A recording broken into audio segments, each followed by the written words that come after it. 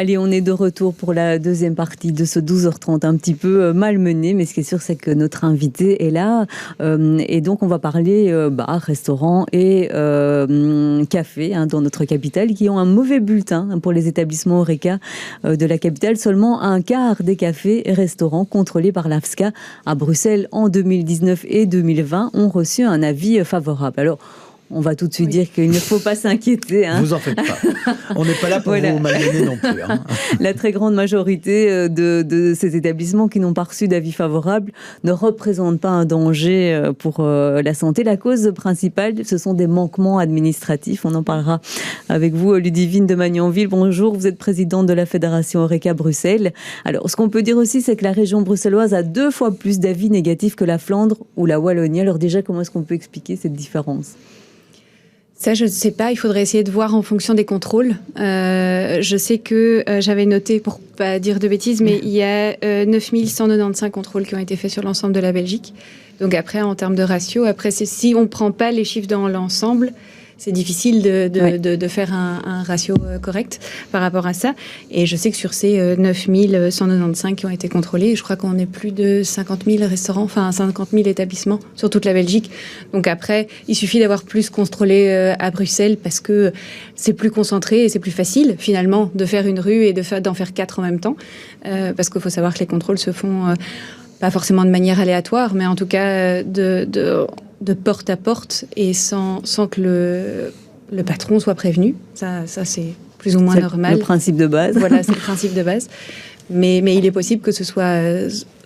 il y a un lien par rapport à ça, je pense au nombre de contrôles. C'est effectivement une des pistes, et c'est pas spécialement à vous non plus d'avoir la réponse sur vos voisins régionaux. Il y a tout de même un chiffre sur l'ensemble du pays, sur les 10 000 contrôles, il y a 182 établissements qui ont dû être fermés. Ça, c'est sur l'ensemble du territoire, on précise bien. C'est pas sur Bruxelles. Vous savez, à Bruxelles, combien d'établissements ont reçu un carton rouge ? On n'a pas les chiffres par rapport à ça. Donc après, il faut savoir qu'effectivement, heureusement que les établissements ont été fermés s'il y a un manquement d'hygiène fort. Ça, c'est évident. Mais une formation, je pense, est le plus important. Mais donc, pour revenir sur ces manquements, sur ces avis négatifs qu'ont reçus donc 2/3 des restaurants bruxellois qui ont été contrôlés, c'est principalement des petits manquements administratifs, c'est ce qui est expliqué. Et comment on explique qu'il y ait tellement de manquements administratifs de la part d'établissements Horeca, qu'ils soient bruxellois ou non? On va plus s'intéresser à cette différence. C'est quoi? Il y a déjà une surcharge administrative? Il y a clairement une surcharge administrative, mais ça c'est pour tout entrepreneur. Je pense tout secteur confondu, il y a toujours tout un tas de papiers. Alors après, là j'avais vu que c'était par exemple les petites affiches pour les toilettes. J'ai vu que chez vous l'aviez, pour bien se laver les mains. Il y a pas de couvercle dans la poubelle, pour les poubelles de cuisine et tout ça. Donc c'est des petites choses qui font que...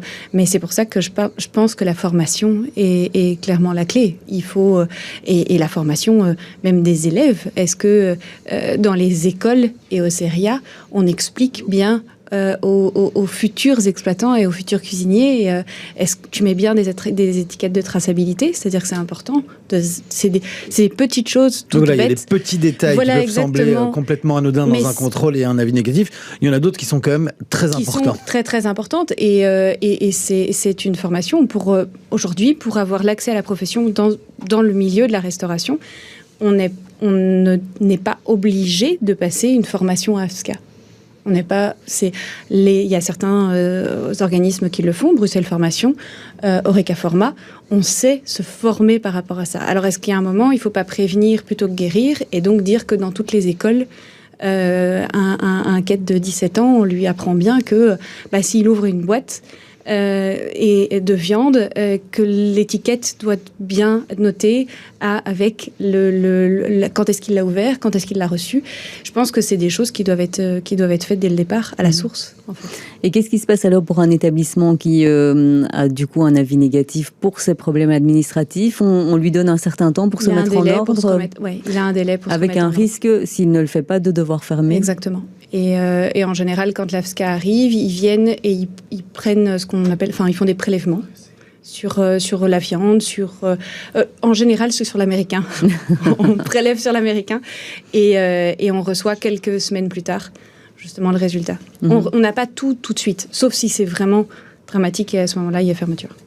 Alors, l'actualité du secteur Horeca, c'est aussi les vacances. On a vu beaucoup de touristes revenir dans la capitale. On l'a eu avec le bilan hôtelier qui était et plutôt... Et on va continuer à avoir, parce que là, c'est les vacances des Français, donc je pense qu'on va continuer à avoir. Ouais. C'est tout ce qu'on vous souhaite. Mais je voulais vous poser une petite question sur les terrasses qu'on a vu beaucoup fleurir pendant le confinement. C'était un des rares aspects positifs de voir toutes ces terrasses sur ces places de parking. On sait que les établissements Horeca en étaient très friands. Il y a une gratuité dans certaines communes pour pouvoir avoir ces terrasses qui sont un petit peu particulières, qui ne nécessitent pas de permis. Nos membres commencent à nous alerter par rapport à ça. Voilà, c'était ma question. Vous l'avez anticipé. Il y a une disparité entre les communes. Comment vivent les cafetiers et les restaurateurs ? Mais en fonction des communes, effectivement, il y a des communes plus riches que d'autres. Il y a des communes qui se disent qu'ils vont taxer ou pas. Après, moi, si j'entends des restaurateurs nous appeler et nous dire oui, mais là, c'est pas juste de recevoir une facture. Il faut savoir qu'on fait quand même du chiffre d'affaires sur ces terrasses-là. Donc, il y a un moment payé. Après, il faut voir la somme, il faut voir dans quelle mesure elle est raisonnable ou pas. Et je peux comprendre la frustration d'avoir quelqu'un qui est au bout de sa rue parce que c'est une autre commune. C'est encore gratuit. Ouais, dans certaines communes, ça peut aller jusqu'à 700 €, je pense. D'autres, 200 €. Oui, parfois plus. Après, c'est du chiffre d'affaires qu'on fait. C'est un cadeau pour certains restaurateurs, clairement, parce que beaucoup vont faire beaucoup plus de chiffre d'affaires grâce à cette terrasse. Il faut savoir qu'on a eu très très peu d'argent de la région bruxelloise. On a eu ce qu'ils ont pu nous donner et ce qu'ils ont pu débloquer pour nous. Donc je peux comprendre la frustration de certains restaurateurs qui disent ouais, moi je fais du chiffre d'affaires que j'ai pas gagné pendant ces mois de fermeture. Ouais. Donc, c'est un manque à gagner. Voilà, il y a une frustration, je pense qu'il faut prendre en compte. Mais là, les terrasses qui vont être pleines, on va gagner. Tout le monde va gagner de l'argent par rapport à ça. Donc je pense qu'une certaine somme peut être demandée parce que la région aussi indirectement. Oui, et c'est une source de revenus que la commune n'a pas. Parce que si on occupe des places de parking, c'est une source de revenus. Donc tous les points de vue sont entendables. Après, vous vous positionnez comment alors, si vous entendez tous les points de vue ? Il faudrait quand même uniformiser ça pour l'ensemble des 19 communes. Il faut de toute façon uniformiser, ça c'est clair, que la région, nous on alerte en ce moment la région sur même la disparité des permis. C'est assez compliqué. La région a pondu un règlement qui est de temps en temps contre un règlement communal. Et pendant ce temps-là, moi, c'est ça qui me pose problème, c'est que pendant ce temps-là, le restaurateur, il trinque. Il trinque sur le fait que il ne peut pas avoir de terrasse parce que la commune lui dit non, mais que la région, avec son règlement, peut dire oui. Et c'est ça qui me pose problème. Donc, si moi, je dois me positionner, c'est ça, c'est de dire, il y a un moment où l'administratif, ce qu'on disait est lourd, mais il faut se mettre d'accord.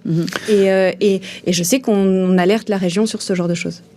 Alors, les vacances de Pâques viennent de se terminer pour les Belges, je vous l'avais dit, puisque ça commence pour les Français. Quel est le premier bilan ? La première semaine, le temps, c'était vraiment pas terrible du tout. La deuxième semaine, par contre, on s'est rattrapé. Oui, alors on parlait avec des restaurateurs ce matin qui disaient que la première semaine, ils ont limite renvoyé un peu le personnel en disant bon...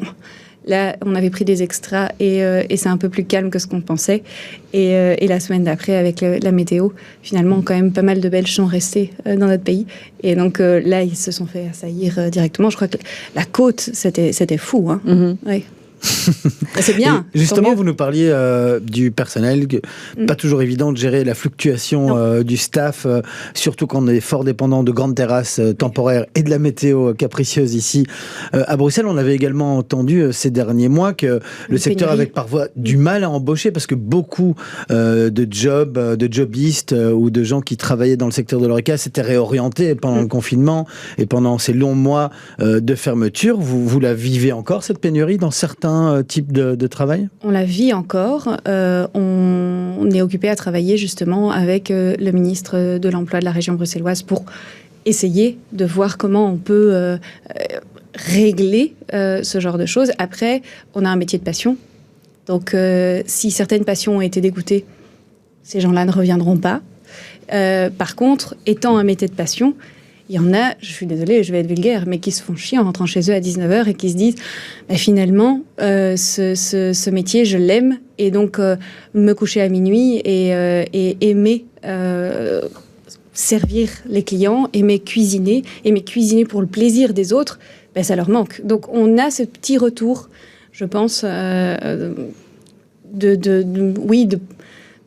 tous ces serveurs, de ces cuisiniers qui à un moment commencent à se dire finalement j'aime bien ce métier. Ouais, mais c'est un métier pas facile, hein. On a l'impression que cette période Covid et cette période de confinement a fait que beaucoup de gens ont réfléchi à leur vie et se sont dit est-ce que c'est vraiment une vie que l'on mène là? Alors vous parlez effectivement de passion, mais il y a des métiers qui sont il y a les cuisiniers, etc. Mais je dirais les serveurs, etc. Est-ce que c'est finalement pas un métier trop pénible et qu'il faudrait repenser un peu à ces conditions de travail là? Je pense que notre professionnalisation, elle passera partout, ça c'est évident. Et aujourd'hui, on a un métier où on dit toujours que nous, on travaille pendant que les autres s'amusent. Et c'est clair. Et après, il faut aimer. Moi, je dis toujours qu'on est des diffuseurs de bonheur et on est artisans de ça. Et je trouve qu'il faut le valoriser de toutes les manières qui soient. Et qu'est-ce qu'on peut vous souhaiter pour les vacances d'été qui arrivent? On sait qu'il y a un Codeco qui arrive également. Vous vivez toujours dans une forme d'appréhension ou l'angoisse et le pessimisme de ces derniers mois a totalement disparu là? Alors moi, je suis une positive de base. Donc, je suis après, étant à la fédération, forcément, quand on voit les experts dire attention, le Covid existe encore et tout ça, on se dit, va falloir quand même prévoir octobre, prévoir novembre, parce que moi, j'entends beaucoup de restaurateurs qui disent, je retirerai pas une chaise de chez moi, je vais faire mon métier, et en tant qu'entrepreneur, je vais faire ce que fait un entrepreneur, c'est-à-dire garder son entreprise. Ouais, voilà, donc on sent qu'il y aura plus de désobéissance. Certainement. Eh bien, merci beaucoup, Ludivine de Magnanville, d'être venue nous voir ici en studio pour faire le point avec vous un petit peu sur tout ce qui se passait dans le secteur de l'Horeca. Merci beaucoup. Bonne semaine de vacances des Français qui arrivent chez nous en masse, on l'espère. Merci beaucoup.